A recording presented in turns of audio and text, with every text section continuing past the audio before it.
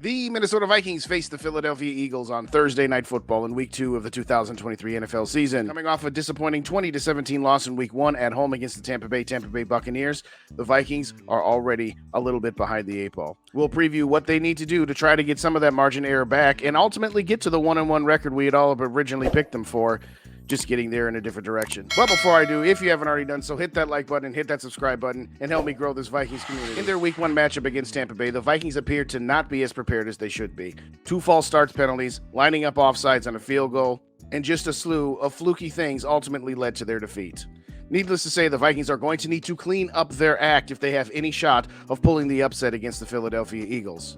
Offensively, they've already ruled out Garrett Bradbury, the Vikings starting center for the game, and Marcus Davenport and Christian Darrisaw are currently listed as questionable.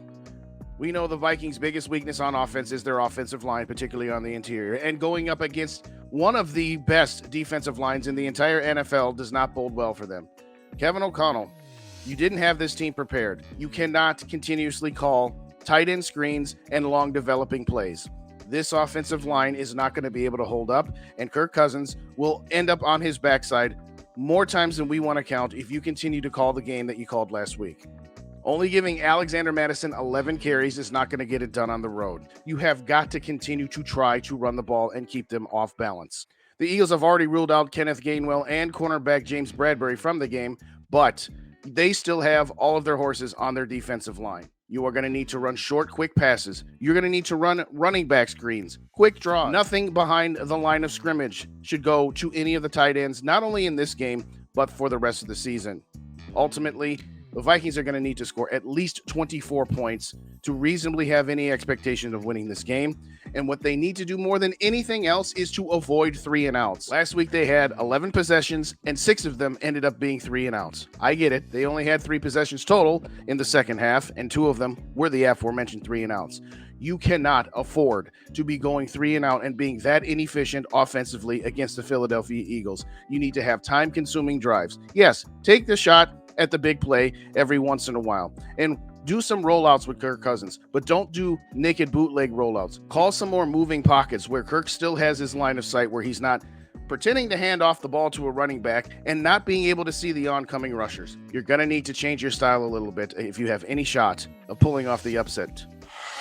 Defensively, they did a solid job last week against the Tampa Bay running game. Ultimately, in the second half, apparently Baker Mayfield figured out Brian Flores' hand signal. So you are going to need to be stout defensively. Yes, run-pass option. What do? Well, you assign one guy to the quarterback, and if he tries to do an RPO, you pretty much just hit him on every single play. I'm not saying be dirty. I'm not saying smack him, but let him know that you're there so that if he does end up keeping the ball, that you know that he's not going to be able to break you and outflank you for big gains. The rest of the defenders are going to have to maintain their gap discipline, maintain their assignments, and contain Jalen Hurts, because if he ends up going Superman on us, it doesn't matter what the Vikings offense does. Holding the Tampa Bay Buccaneers to 20 points was within reason for this defense. New England gave them all they wanted last week, and New England took advantage because they ended up sacking Jalen Hurts 3 times, and 2 of them came on disguised blitzes, much like Antoine Winfield's strip sack fumble against Kirk Cousins. So Brian Flores, you're going to have to be creative.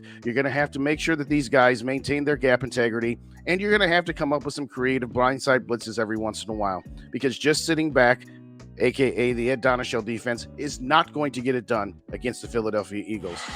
At the end of it, the Vikings need to stand up to the bully.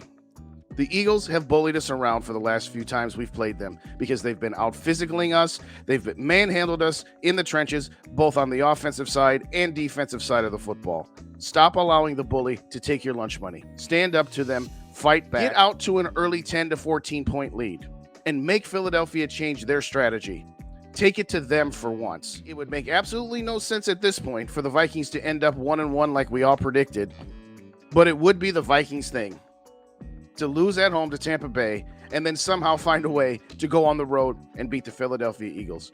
Final score prediction for me, Vikings 28, Philadelphia Eagles 24. Vikings get to 1-1, and everything we said after week 1 about how disappointed we were and how flat out they came will ultimately be for naught. But those are my thoughts. Let me know yours. Hit that like button, hit that subscribe button. Leave me a comment with your score predictions. Do the Vikings have a shot of beating the Philadelphia Eagles, or will this turn into another 41 donut? Please join me for the pregame show at 6:10 Central Time, getting you ready for the Thursday Night Football action. And as always, SKOL to the next episode.